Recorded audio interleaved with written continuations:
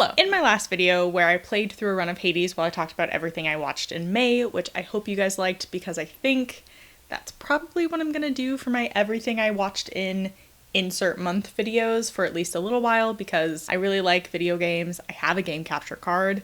It's fun, and I don't have to put on makeup and sit in front of a camera, which is also fun. But in that video, I mentioned that the month of June has been extremely creatively slumpy for me, which is why that video was so late. It's why I decided to do game capture instead of doing a sit down video. And I don't know, it just seems homophobic that this has happened to me during Pride of all months.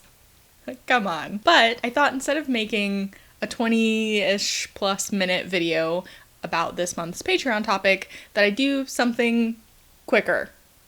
Allegedly. We'll see how long this video ends up being. So the original Patreon pitch for this month's video for this specific Star Trek topic was polysexual Jim Kirk and the queer women on the final frontier. Something to that effect.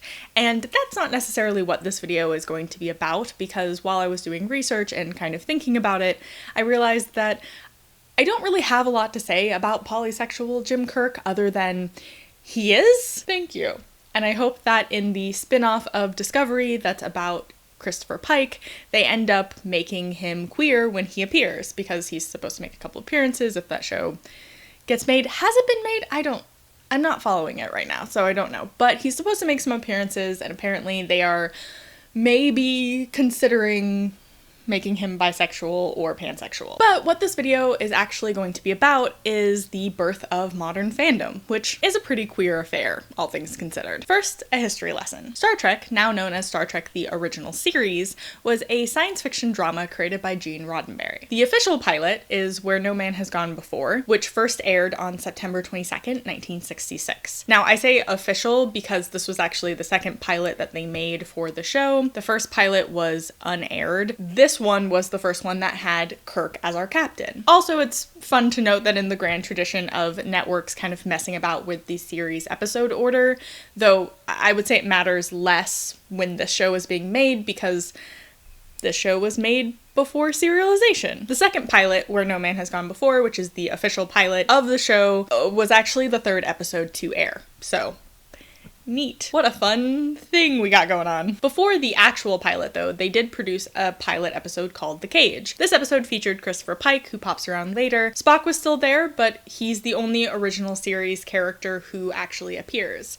And The Cage never aired during the original run of the series on NBC, appearing on television for the first time in 1988. However, Roddenberry had a black and white print of the episode that he brought around to conventions. So, okay, you might be wondering, where is the queer in Star Trek? And yeah, it took an embarrassingly long time for any of the many series in the Star Trek universe and films to feature a queer character, let alone let them be the lead of the show. Which is mostly because of the time period that the original series was created in and then subsequent series, and I would say that any pushback on sexual minorities certainly would have come from the network and any parties invested in the series, but I would also like to say that it would have come from Roddenberry himself, unfortunately. Because as progressive as Gene Roddenberry was, and he was very progressive, this was one area that he didn't budge on. Now, there are reports that if he had stayed in charge of Next Generation, the series that aired in the late 80s into the early 90s, that was the second series in the Star Trek universe, he probably would have included a queer character because his feelings had changed, allegedly.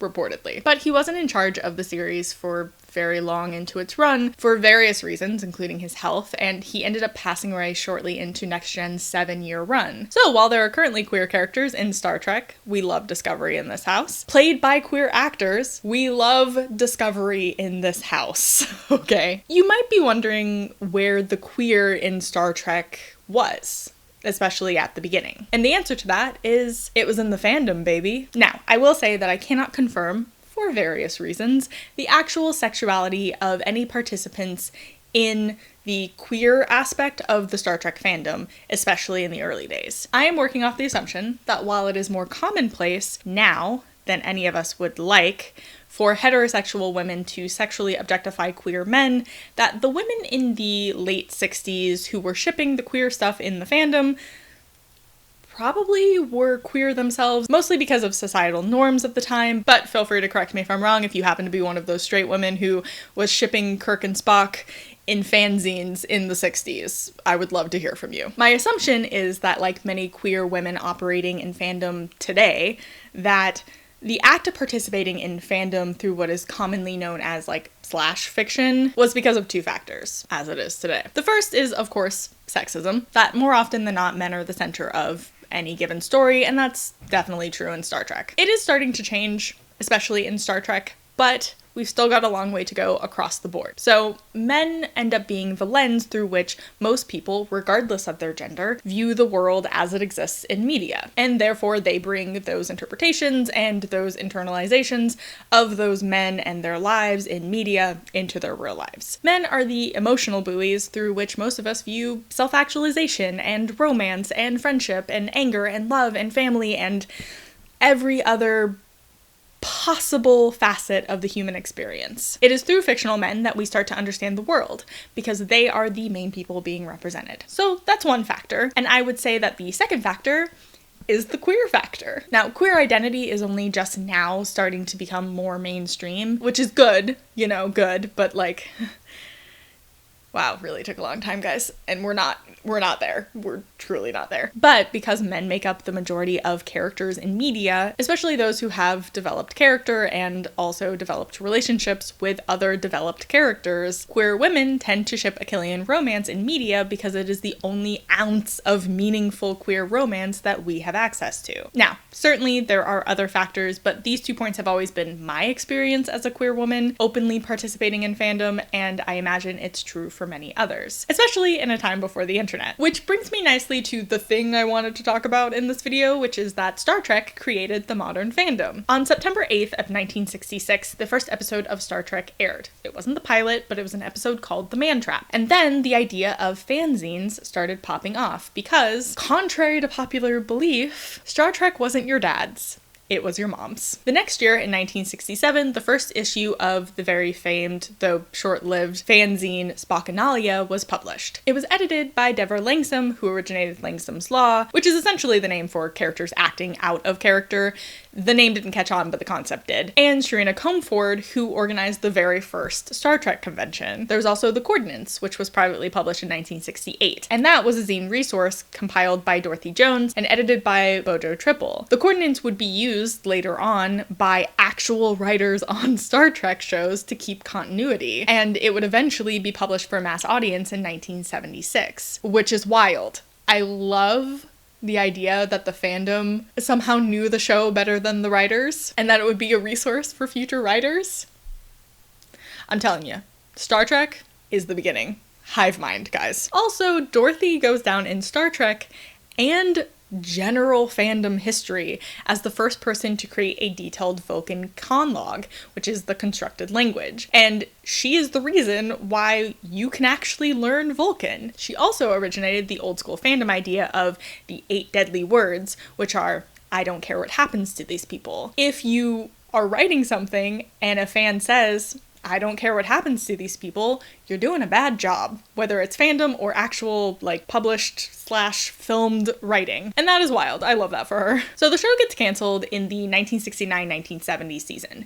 And there were protests, there was a march on, on NBC Studios, and it didn't really work. It had worked occasionally doing writing campaigns and all of the things that we now associate with trying to save a show. But alas, the original series was dead. But the fandom lived on. The first Star Trek convention with guests happened in February of 1972, well after the show had ended. It was called Star Trek Lives, and shortly after that convention, in September of the same year, Carrie Brennan, a true hero, published the very first adult Star Trek zine. It was called Group. Sure, I don't know what that means. Great, I love it for you. Now, that zine, the adult zine, came out of Brennan and her friends seeing the pretty popular Star Trek zine classic, advertised explicitly saying no Spock goes to bed with stories for publication in the zine. About Group, from the Star Trek Lives zine, which didn't start being published until 1975, it, as in group, was a Star Trek fanzine, which was the first to shatter with a shot, which should have been heard or seen round the galaxy. A thoroughly nude male centerfold of the elegant Mr. Spock. I love that women were and remain so obsessed with fucking Spock. It's really great. I mean, I'm a McCoy girl forever, but like all three of them are just perfect. I love them. They make the perfect man. Roddenberry said so. And then we arrive at this. A Fragment Out of Time, written by Diane Merchant. First published in group number 3, it was the first zine that published / fanfic. Kirk and Spock, of course, because that was it. Even though I am also a Kirk McCoy girl, this comes from the fact that I love McCoy, but I understand and love Kirk Spock. I get it. But McCoy is my baby. But in the early fandom, Kirk and Spock was everything. Do not speak to me about anything else. So what's interesting about that first / fic is that there aren't names. Diane accompanied the story with a piece of art that was also very certainly Kirk and Spock, but their names are never mentioned for various reasons. Here are some reactions to that groundbreaking piece years later. Robin Lowry in 1999 said, "It was during this period, mid to late 70s, that the first Kirk-Spock story was published. It was a ghastly 2-page sex, blood, and death porn without plot, as they're calling it now. I can't even remember the name of the thing. At the time, it created a firestorm of controversy within the Trek fandom, but it also opened the door to everyone who has followed since. Someone had to be first, and this was it." Evan Kingston in 2013 said, "Though undeniably brave in writing about two pop culture figures engaged in a homoerotic romance at a time when homosexuality was not seriously discussed in pop culture, the language of the story is almost demure in its descriptions, especially when compared to the exhaustive explicitness, this goes in there and then sprays all over everything, of many modern slash stories. The omissions here seem literary. I feel they give the piece a tender tone, capturing the feeling of boundaries being gently crossed and what's long been unspoken being fully understood for the first time." God, I really want to read this fanfic. I know it's short, but like, I want to know. I got it. We gotta know. So, Star Trek Lives, the zine, is finally published in 1975. Fanfic goes wider than ever because of this. They did an entire spread article about it. And then, in 1977, the height of the feud about pornography and indecency in fandom happens. I cannot tell you how wild it is that we are still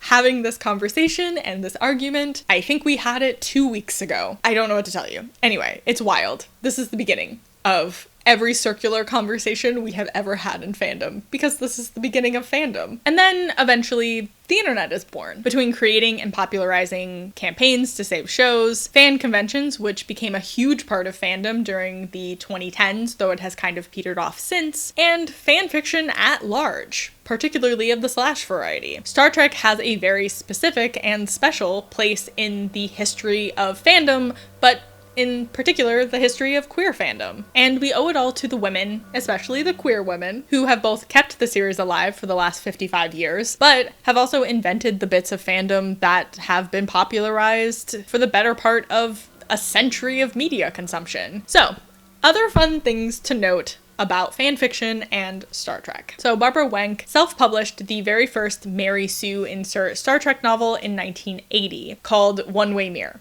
It was 251 pages. It is Mirrorverse, my favorite, and it can now be found on AO3. I will link it down below, because that's what fucking AO3 is supposed to be for. It's an archive. So, also, people have literally always been asking actors and creators if they read fanfiction since the invention of fanfiction, and it's fucking wild. So someone asked DeForest Kelley, who plays McCoy, my baby, about if he read fanzines in 1983. 1983. He replied, "Somehow literally better than most actors do now. We really gotta get people to get media training with fandom." Quote, "Some of them I do. It's impossible to read them all. There's some very good writing, you know. Some of the stories are better than the stories we did in the series." I love him so much. He is the best. And then, finally, after years of fans complaining about how bad professionally written Star Trek novels were, Della Van Hise, who was a prolific Kirk Spock writer in the fandom, got to write one of the official Star Trek novels. Now, the Star Trek novel situation is, like, not canon almost ever, so it's a fun place to play, which is why there should be more gay stuff in it. annoyed that there isn't. Her novel, Killing Time, was first published in 1985, and if somebody wants to find me a copy of it and send it to me, I'm always on the hunt for it when I go to used bookstores. I need it. I want it. So that's kind of it. I just kind of wanted to talk about the creation of fandom and how it's all Star Trek, baby. All roads lead to space. Which is great. I have been dying to do, because while I love Star Trek, I have not seen every Star Trek thing. I have been dying to spend a year or two just running through everything in order. It would truly take 2 years, but I have a desire, and I think I might do that next year. It was really fun to kind of think about Star Trek and fandom and the legacy that Star Trek has given us. The good and the bad, for sure. There's definitely bad. But it's just wild that we're still having the same, not only are all of the conversations circular in the past 10 years, but they're circular in the last 55 years. Since the creation of modern fandom, we've been having the same conversations over and over and over, and it ain't ever gonna change. I just think it's kind of funny. Anyway, if you would like to come talk to me about movies or TV or pop culture in general, hit me up on Letterboxd or Twitter. Probably Twitter if you want to talk about anything but movies, but follow me on Letterboxd. It's a fun time, I will probably be playing video games next month when I talk about everything I watched in June, which is actually quite a few things.